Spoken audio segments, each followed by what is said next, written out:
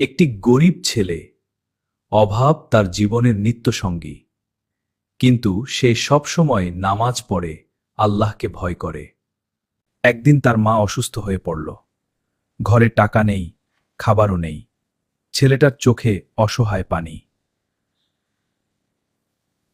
রাস্তার পাশে সে একটি টাকার ব্যাগ পেল। মনে হলো এটাই হয়তো আল্লাহর দান, কিন্তু সাথে সাথেই তার ঈমান কেঁপে উঠল। না, অভাব আমার স্বভাব নষ্ট করতে পারবে না। সে ব্যাগটি মালিকের কাছে ফিরিয়ে দিল।